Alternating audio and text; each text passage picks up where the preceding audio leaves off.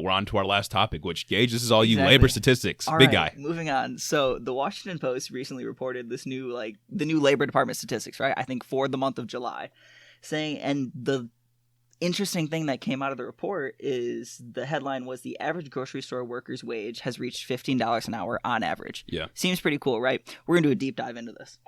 Additionally, from that headline, we observed that wages for managers across industry is up 7.8% to $25.83 an hour. Pretty good.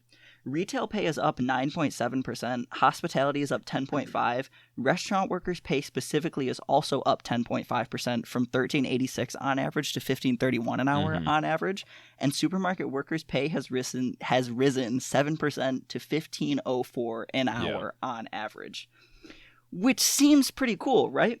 Right. While this is a great thing for workers, we can't let this get in the way of the fight for 15. Not at all. Because these are only averages. Yeah. That means that there's a substantial portion of the population within these specific sectors of the economy that are making less than 15. And also within these Labor Department statistics, we see that 20% of all workers in the country still make less than $15 an hour. Right. That puts 20% of the country somewhere between the federal minimum wage of $7.25 an Abysmal. hour and $15 an hour. So then that puts yearly salaries for those workers, only assuming they work 40 hours a week, which doesn't really happen, but we'll get into that. That puts their yearly salaries at somewhere between $16,240 and $33,600 annually.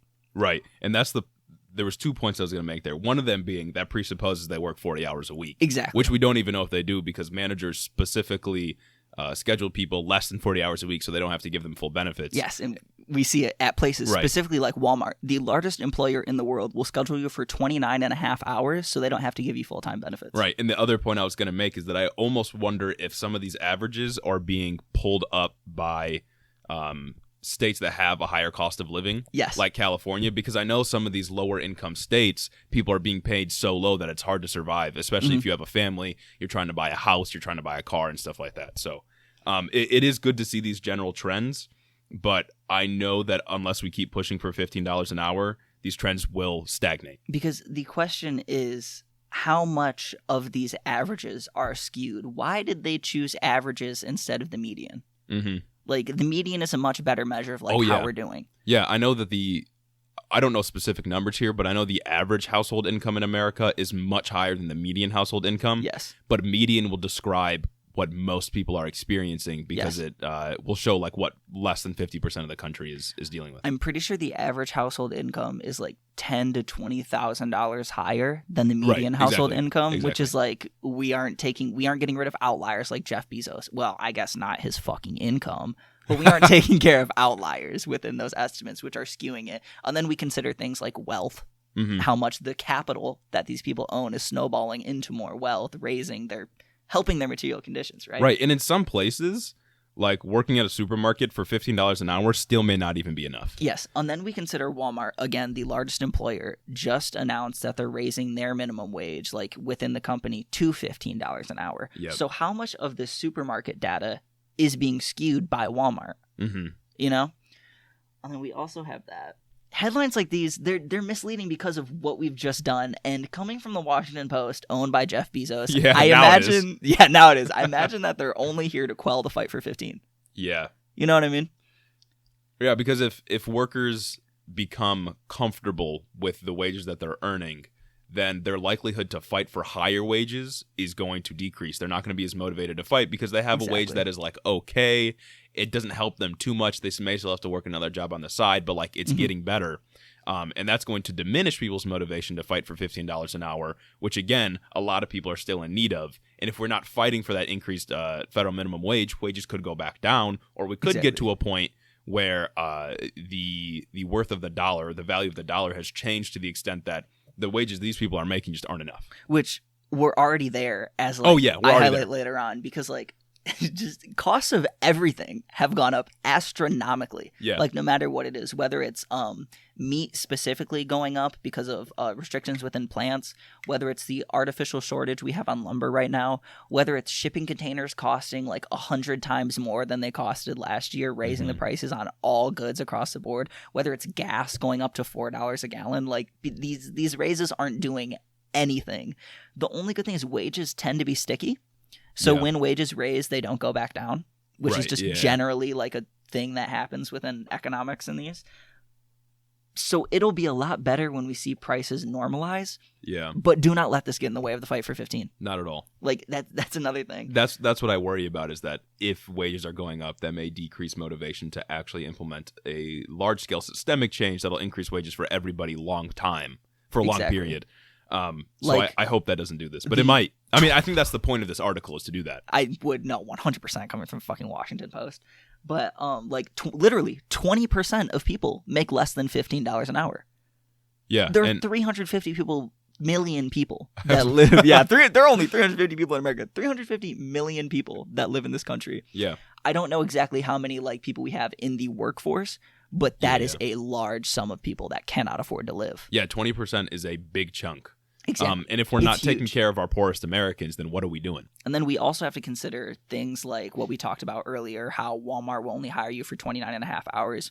We have to consider, are these workers' wages going up without their hours being cut in general? Right. And when we talk about restaurant workers specifically, how many of them are tipped workers who have unstable income? Yeah. Yeah, that's a good point. Are these restaurants that will take tips from workers and distribute them across all of their workers, across the cooks and everything? Or are these restaurants where workers can take home all of their tips? How much of this is being skewed by cooks being paid more than servers? Yeah. There's so many just different variables in this article that makes it kind of So then, yeah, we already talked about how it centers itself on averages. Who cares if you're making on average of $15 an hour when still so many people aren't making that much money? They can't fucking afford to live. You can't buy a house. We've talked about that a bunch. God, no, the average Even rent, on $15 an hour, you can't buy a house. Yeah, the average rent is $1,400 a month in this country. Oh, Yeah, $1,400 a month. The cheapest that you can rent is in, it's some fucking bumfuck middle of nowhere flyover state, and it's $665. mm-hmm. That's the cheapest rent in the country. Yeah, please explain to me how you are supposed to, if you're a young person, afford going to college, afford rent, transportation, food, books, every other necessity Yes. on a wage that is even at $15 an hour. It's just not enough. Like, the price of everything is too much and the wages we pay people are too low. And even when the free market is, in a sense, raising these wages without government intervention, it's still not sure that every American is going to be covered by their wages to the extent that they can actually survive. Exactly. So then I did some number crunching, even more number crunching than I did at the beginning. big stats guy. Later on, big statistics, dude. So the big question is, are people seeing a functional raise in their wages, or are they the same or maybe even worse off? Based on this data and its focus on average percent increase, if we look at the group with the highest percent increases, restaurant workers, we see that these raises have led to workers in this specific industry on average receiving an extra $270 monthly, depending on where their wages were Yeah. before the increase, which certainly helps. It's a good thing to have extra money no matter what. But that's not doing much in the long run to ease their material discomfort, uplift their material conditions. Especially if they have families. That will maybe pay for a grocery bill, but that's not even close to being enough to Right. touch the interest alone on the average American's credit card debt of $6,680. And that's not anything to touch the interest on your student loan debt if you have Yeah. it. That's about what, like $3,300 extra dollars a year Yes. that you're going to get. Sure, maybe that is helpful month to month, but that's not going to really help in the long run when you're Yeah. trying to pay off all of your expenses. It's $3,300 on the high end, assuming you're one of the restaurant workers who went from $1,386 to $1,551, which is the high end of this. Yeah. So when Jeez. we really put it in perspective and crunch the numbers, what is an extra $270 doing when we see the prices of goods rising at such a crazy exponential rate? Yeah, I mean, and this has been a trend that's been happening over the last, really decades, but specifically over the last 10 years, you can see this, or 12 years or so. Back in 2009 was the last time that the federal minimum wage was changed. Yes. And prices have increased exponentially since then. But the federal minimum wage hasn't moved at all. So how can we expect people to afford things and then call them lazy when they can't afford things, when they just aren't getting paid enough to survive and they have to rely on social welfare programs that are woefully insufficient to actually meeting their needs? And then another huge issue I had with this article, other than, all the other sucking dog shit things in it, is how it centers the neoliberal idea that the labor market is in fact regulating itself. Ugh.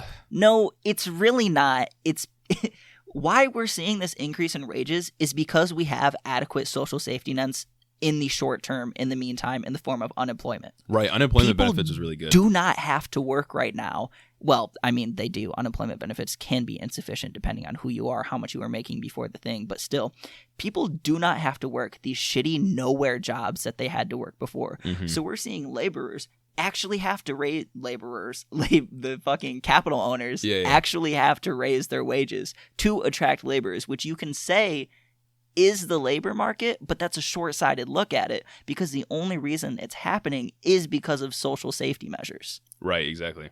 Like these welfare programs they're still pretty bad, like Mhm. for the most part. Like unemployment benefits is not a stable source of income by God, any no. means. Especially as when we've talked about they will before. randomly put back the work search requirement. I remember, at least in the state of Michigan, I think they gave you like 2 weeks notice. Yeah, exactly. Like, oh wow. Like a lot of these social welfare programs are not that good. And people often get labeled as like lazy or welfare queens when Yes. they use welfare to try to survive. But most people that are on welfare, the vast majority, are also working minimum wage jobs. Mhm. It's not that they're lazy. It's that they work so hard, but the labor or the wages they get paid for their labor isn't enough to cover their cost of living wherever they may be. Yeah. And I mean, and that is still true. It is good to see that wages are going up right now, but I think that that's just a side effect of workers now having more power because they can actually Mhm. decide if they're going to work because, like you said, they have those Yes. social safety nets. And when we attach the numbers to these things, we see that those are the 20% of Americans that make less than $33,000 a year. Mm-hmm. What can you do with $33,000? You're not buying a home. You're not You're not buying getting a car. You're not anything. starting a family. You're You not are- going to school. Yeah, you are a perpetual renter. Yeah. And you are barely making that rent. You are steeped in $6,000 of credit card debt, which is the average debt, mind you, Mm-hmm. which is skewed by those at the top who have little debt, because we know it's those, the bottom 20%, that have the most debt because they aren't paid enough to afford things. Yeah. And then later on in the article, it made sure to give so the labor statistics that I actually got, that I used to like crunch my numbers, were Yeah. like maybe 10% of the article. You know what the rest of it was about? What? Business owners. Oh. It was about the No. noble business owner and how they are the ones raising wages to like attract customers. It's just right? like the town hall all over It's just again. like the town hall. Oh, please. It's just like that chain restaurant owner guy with his smug little look. looking like he's 27 gonna restaurants across the cry. nation. Yeah. So, oh my God, it was so fucking dumb. And it said this one noble restaurant owner, right? He owned a pizzeria. And he said that the $15 minimum wage would force them to raise menu prices. Okay. Oh no. He's like, because then our tipped workers would have to be paid $15. It's like, yeah, that's Yeah. the idea. Yeah. Like, I'm glad you can read. If you're a tipped worker, you still deserve to have a livable wage. Yes. Like, you should not have to rely on the consumer. generosity of consumers. Exactly. And then also, this happened. This was like a big point of discourse back in February when the $15 minimum wage was still there. And the Chipotle CEO had tweeted out that if we were to raise the minimum wage to $15, he would have to raise the price of a burrito by like 30 cents. So wait, was that a pro $15 wage argument or an anti? Anti.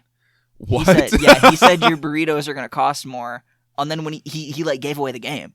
Yeah. He said that they're going to cost 30 cents more. See, to me, that seemed like a pro $15 wage argument because 30 cents is like nothing. Yeah. Look, Literally. I'm fine with paying 30 extra cents on my burrito if that means I can afford groceries Facts. at the end of the week. 30 cents is the change you forget about in your car. Right, exactly.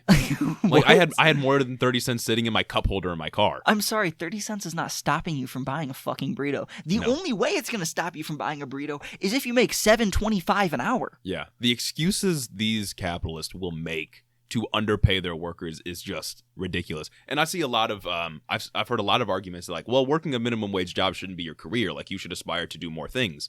How are you going to aspire to do more things if now you can get paid $15 an hour working Yes. at McDonald's, but you can't go into your field because they're just not paying you enough? Mhm. But that is not reason for McDonald's to pay less. That is reason for the career choices that people want to go into to pay more. Exactly. Like Exactly. we have to pay our workers more. And a lot of people get angry, like especially capitalists. They get angry that people are now able to use their unemployment benefits rather than go work for jobs that they don't want to do. And they're saying like, oh, well, we have a shortage of workers. Raise your wage if you Mhm. want people to come work for you. If people are getting more money on unemployment benefits than they would get working, that is a societal problem that we Yes. have that we have to solve. Like I agree, you shouldn't be making more on unemployment, than you are making working for some job. Mhm. But that does not mean we lower unemployment benefits. That means that we need to pay our workers more so that they can survive off of the jobs that they're working. It is insane Exactly. to expect someone to work for starvation wages. Oh my god! Like, yeah. our grind. Our business model, our economy should not rely on people being in a constant state of possibly starving to death if they miss their paycheck. Oh my god! That should yeah. not be how our economy is organized. And it's like hustle culture is the best thing that happened to these fucking capitalists. Yeah. To these right wingers. It's Yeah. hustle culture. Just the idea that, oh yeah, turn that victim mindset into your grind set. And then as long as you work hard, you can work 2 40-hour-a-week jobs if you can even get 40 hours a week, because most places only hire part-time because they don't want to give you health care. And then you'll just have to never get sick ever because you don't have health care and you can't Right. afford dental or vision or even just surgery. Yeah. Like say you break your leg, you fucked. Mm-hmm. Like what are you going to do? And What realistically are you going to do? I've seen a lot of people point to some like breakout stars that came from like poverty and now Yes. are making thousands or millions of dollars. But first of all, that is not representative of their community as a whole. Most Mhm. people never make it out of the neighborhood or the system that they are born into. And also, hustling does not do anything to fix the system that has attempted to oppress you your entire life. Yes. Sure, you may individually break out of it, but the majority of people are still suffering. And even if you are making above the poverty line, like we said, it's still barely enough to afford your necessities, or sometimes not enough. Yes, and they love motherfuckers love hustle culture and like entrepreneurship when it's centered on exploiting the finance system and capitalism, when it's centered on exploiting the laborer. But as soon as you start to hustle because you're in a desperate situation and maybe do things like sell drugs, steal, Mhm. things like that, it's the Law and Order rhetoric. Yeah. It's all of a sudden it's like, oh no, we can't have criminals in society. Whereas, 15th century Chinese philosopher, was just about to the petty thief goes to jail where the big thief becomes feudal lord. Yeah. Like that's just it. That describes capitalism. Why is it that these capitalists get to steal wages from us all the time and steal our energy and resources, but when we steal from them, suddenly it's a crime? Exactly. The law only applies to the working class.